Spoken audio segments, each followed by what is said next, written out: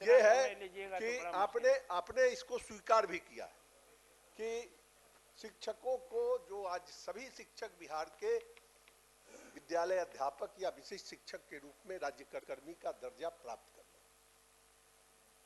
हम इस ध्यानाकर्षण के माध्यम से बोलने दीजिए ना सर सब हम ध्यानाकर्षण समिति को दे रहे हैं, अब नहीं होगा, इतना समय लीजिएगा तो नहीं होगा। सर नहीं तो बोलिए, मंत्री जी को बोलने दीजिए, उल्टा दिए हैं सर, बोलने दीजिए ना। चलिए बोलिए, बताइए, प्रश्न पूछ के पूछिए ना, क्या प्रश्न है? प्रश्न का जवाब जो दिए हैं वो गलत दिए हैं, तो इसीलिए तो उसको क्लियर करना चाहते हैं। क्या गलत किए हैं? ये दिए हैं, इन्होंने स्वीकार किया। हमने कहा है कि जब इस राज्य के सभी शिक्षक हमारे राज्यकर्मी का दर्जा प्राप्त कर लिए, तो पूरे देश और इस राज्य के सभी सेवा संवर्ग के सभी कर्मियों को, जो राज्यकर्मी हैं, उनको 7वें वेतन पुनरीक्षण का जो लेवल उस सेवा संवर्ग का है वह आप दे रहे हैं। तो ये जो आज हमारे बिहार के नियोजित शिक्षक जो विशिष्ट बनकर राज्यकर्मी का दर्जा प्राप्त किए या बीपीएससी से नियुक्त होकर विद्यालय अध्यापक के रूप में राज्यकर्मी का दर्जा प्राप्त किए, उनको भी 7वें वेतन पुनरीक्षण के आलोक में इनके सेवा संवर्ग का जो लेवल है, जो वेतनमान है, उसके मुताबिक पे मैट्रिक्स बनना चाहिए। आपने इसको स्वीकार किया है दूसरे ढंग से कि हम पिछले दिनों वस्तु स्थिति यह थी कि पंचायती राज संस्थाओं एवं नगर निकाय संस्थाओं द्वारा नियुक्त शिक्षकों को समान कार्य के समान वेतन के बदले सर्वोच्च न्यायालय में ये संघर्ष कर रहे थे और जजमेंट उठा। अब तो आपने अगर सुप्रीम कोर्ट के इस जजमेंट को कोट किया है, तो उस समय सुप्रीम कोर्ट ने इनके विरुद्ध में समान काम के समान वेतन को नकारा, जब ये पंचायती राज व्यवस्था के अधीन थे, नियोजित शिक्षक थे। आज ये सरकारी शिक्षक हो गए, राज्यकर्मी हो गए, आपने उनको दर्जा दे दिया, तो अब तो 7वें वेतन पुनरीक्षण के मुताबिक इनको लेवल मिलना चाहिए, यही मांग है। सभापति महोदय, इसको पुनः तो हम दिखवा लेंगे, लेकिन जहाँ तक हम लोगों ने स्टेप लिया है कि जो स्थानीय निकाय से जो शिक्षक हुए और मामूली से परीक्षा देने के बाद वो लोग विशिष्ट शिक्षक के रूप में सरकारी सेवक हुए, तो उनको हम लोगों ने, जहाँ तक पे प्रोटेक्शन की बात है, उसको करवाया है। और लेकिन आपने जो 7वें वेतन आयोग का जिक्र किया है और जो सुप्रीम कोर्ट का, हम तो कह ही रहे हैं कि उसको पुनः देखिए, स्पष्ट है कि हम लोग, ऐसी बात नहीं है कि जहाँ पर जिनको देय होगा उसमें ज़रूरत पड़ेगा तो हम लोग फाइनेंस से भी अपना राय ले लेंगे और उनको जो देय होगा हम लोग निश्चित रूप से देंगे। इसके लिए आप आश्वस्त रहें। जब आपका जो सुझाव है कि उसको हम लोग पुनः उसको एग्जामिन करा लेंगे, आपका यही कहना है कि जो वर्तमान में जो है उसमें कुछ कमी है, तो हम लोग फाइनेंस से इसमें राय लेकर के पुनः उसको री एग्जामिन करवा लें। राज्य के सभी राज्य कर्मियों फिर भी जो डिवीजन का लाभ मिल रहा है उसी के अनुकूल इनको मिलना चाहिए। हम राय ले लेंगे, क्योंकि जो भी मामले आते हैं वेतन से संबंधित या अन्य भी, तो उसमें हम लोग राय जरूर लेते हैं। प्रोन्नति पर कुछ सभापति महोदय, विशिष्ट शिक्षकों को स्थानीय निकाय नियमावली 2020 के तहत पूर्ण वेतन संरक्षण देने का प्रावधान है और विभाग से इसका आंसर सकारात्मक आया है, लेकिन अभी तक ये काम हो नहीं पा रहा पूर्ण तरीके से। दूसरा हमारा प्रश्न है कि 8 वर्षों में जो कालबद्ध प्रोन्नति का स्कीम आया है उसका भी पूर्णतः लाभ नहीं मिल पा रहा है हमारे शिक्षकों को। हमारा ये मांग है सरकार से, माननीय महोदय, कि एक तो हमारे जो विशिष्ट शिक्षक हैं, बहुत सारे शिक्षक ऐसे हैं जो रिटायर होने वाले हैं, 1 साल 2 साल 3 साल, किसी का 4 साल बचा हुआ है, रिटायरमेंट के स्टेज पे आ गए हैं, उनको कोई लाभ नहीं मिल रहा है, ना ही उनको कोई पेंशन का लाभ मिल रहा है, ना ही उनको कोई मेडिकल का लाभ मिल रहा है, ना ही उनका कोई ग्रेचुटी का लाभ मिल रहा है। एनपीएस स्कीम में भी वो नहीं आ सकते हैं, इसलिए कि समय कम बचा है। हमारा सरकार से मांग है कि उनको ऐसी स्थिति में लाया जाए ताकि उनके आने वाले समय में उनके परिवार का भरण पोषण हो सके। जब इतनी सारी लाभ उनको नहीं मिल रही है तो मैं सरकार से अनुरोध करूंगा कि उनकी पूर्व की सेवा का गणना कर प्रोन्नति का लाभ प्रदान किया जाए और उसके उपरांत जो है ग्रेचुटी, पेंशन या मेडिकल सुविधा जो अन्य शिक्षकों को प्रदान करने का नया स्कीम आया है, तो उनको भी कोई ऐसा रास्ता निकाला जाए ताकि उनका भी आगे का जीवन सुगम हो।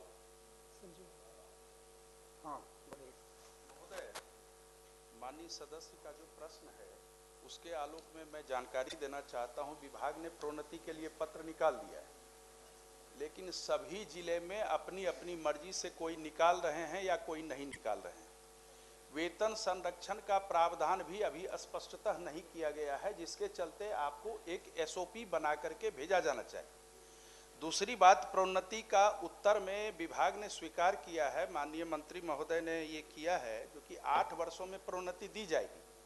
लेकिन महोदय, जिनकी सेवा 16 वर्ष हो गई उनको तो अतिरिक्त आर्थिक लाभ देना चाहिए।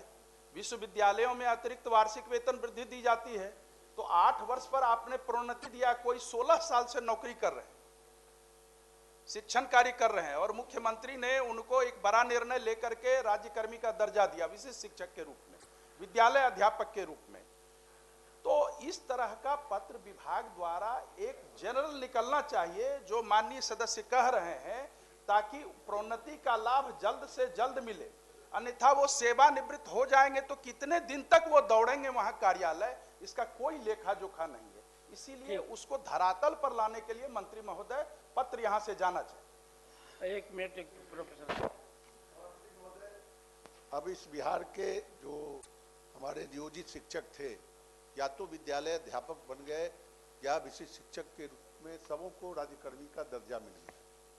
हम समझते हैं यह जो माननीय जीवन कुमार जी का प्रश्न है कि आम शिक्षकों को प्रोन्नति का लाभ मिले, और इस राज्य के सभी सेवा संवर्ग के कर्मियों को पूरे सेवा काल में 3 प्रोन्नति का लाभ मिलता है। वह पद की प्रोन्नति नहीं है, बल्कि वह वित्तीय उन्नयन है 10, 20, 30। और इस पर बातें भी कई बार विभाग के अधिकारियों से भी हुई थी, और चूंकि इस राज्य के सभी कर्मियों को यह पूरे सेवा काल में 3 प्रोन्नति का लाभ मिलता है, तो अब इस बिहार के सारे शिक्षक हमारे राज्यकर्मी का दर्जा पा लिए हैं। तो जो इस राज्य के सभी कर्मियों के ऊपर प्रभावी है, वह 3 प्रोन्नति का लाभ पूरे सेवा काल में इन शिक्षकों को भी मिले, यह भी हम इस प्रश्न के माध्यम, इसका मूल आधार यही है प्रश्न। सभापति महोदय, इस संदर्भ में विभागीय बैठक भी हुई थी, मैं भी था, और चूंकि संख्या भी बहुत है, जो अभी करीब 2.5 लाख वैसे शिक्षक जो पंचायती राज व्यवस्था से होकर के सरकारी सेवक बने हैं, उनकी संख्या भी बहुत है, और इस वजह से भी थोड़ा विलम्ब हो रहा है। लेकिन माननीय सदस्यों का ये चिंता कि उनको जो वित्तीय लाभ मिलना चाहिए वो हम लोग उसको देंगे, और साथ ही साथ वैसे विशिष्ट शिक्षकों को ये भी बताना चाहेंगे कि जो प्रधान शिक्षक, प्रधान अध्यापक की जो प्रोन्नति हो के भी सर्टेन परसेंटेज उसमें भी उनका क्लेम बनता है, वो भी हम लोग देंगे। उसमें वक्त ज़रूर लग रहा है, इसलिए कि संख्या बहुत अधिक है, और उनका जो रिकॉर्ड एक गवर्नमेंट सर्वेंट का जिस तरीके से रिकॉर्ड का संधारण होता है, उस तरह से उनका रिकॉर्ड का संधारण नहीं है। इस वजह से समय समय पर दिक्कतें आती हैं, लेकिन हमारी मंशा यही है विभाग की भी कि हम लोग जो भी उनको देय होगा वित्तीय लाभ वो देंगे। उसमें विलम्ब जरूर हो रहा है, लेकिन उसको हम लोग देंगे यथा शीघ्र। समान कार्य समान वेतन की चर्चा कर दी गई है, जबकि मैं समान कार्य समान वेतन की मांग नहीं कर रहा। मैं तो कह रहा हूं, जो कि जब सरकार ने राज्यकर्मी बनाया तो राज्यकर्मियों के समान सारी सुविधाएं दी, लेकिन वेतन बनावटी दे दिया, कृत्रिम वेतन दे दिया। और आज कुछ देर पहले आप भी महोदय देख रहे होंगे बैठ करके वेतन संरक्षण, वेतन विसंगति, वेतन निर्धारण आदि की बात चल रही है। और अभी स्थिति ये है, जब तक इनको राज्यकर्मियों के समान जो फिटमेंट मैट्रिक्स होता है उसमें नहीं डाला जाएगा, आज 8वें वेतनमान की सुगबुगाहट हो रही है लागू करने की, और 7वां वेतनमान भी इन शिक्षकों को नहीं मिल रहा है। समान कार्य समान वेतन अलग चीज है। मेरी जो मांग है उसमें मंत्री महोदय ये है, अगर उनको राज्यकर्मी वाले फिटमेंट मैट्रिक्स में दे ही दीजिएगा, जब प्रोन्नति आप दे रहे हैं दीजिएगा ही, एमएसपी के बारे में आप कह रहे हैं कीजिएगा ही, तो उनको अगर उस मैट्रिक्स में, उस वेतन संरचना में डाल दीजिएगा, कभी कोई वेतन विसंगति नहीं होगी और सदा के लिए ये विवाद जो है खत्म हो जाएगा।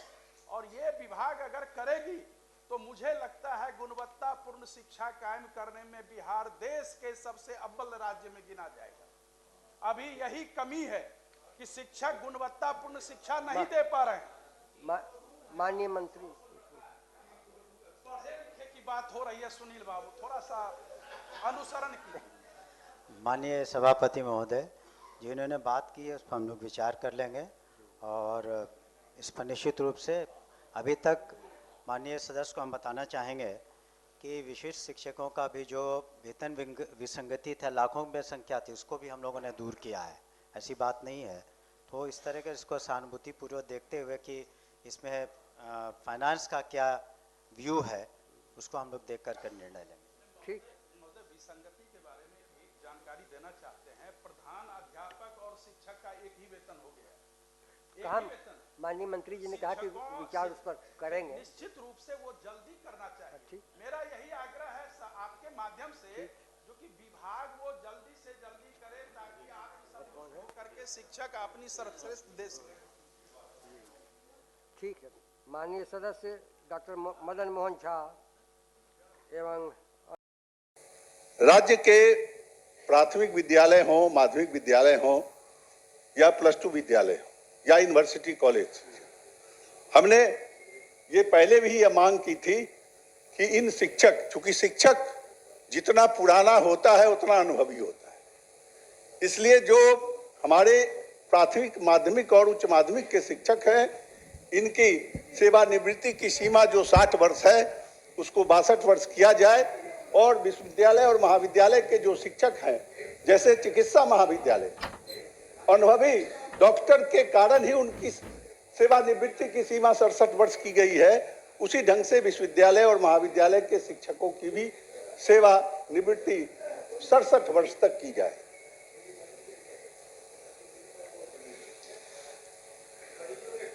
सभापति महोदय, 7वां मेरा ये संशोधन है कि इस राज्य में जब सरकार बहुत दिनों से विश्वविद्यालय और महाविद्यालय के शिक्षकों की बहाली नहीं कर पा रही थी, पूरे पद बिहार के खाली थे, तो सरकार ने एक निर्णय लिया कि जब तक हम रेगुलर बहाली नहीं करते हैं तब तक विश्वविद्यालय अनुदान आयोग के निर्देश के आलोक में हम वहां अतिथि शिक्षक बहाल करें। बहाली हुई, एक ये सुन लिया जाता सर। ठीक है, पढ़िए।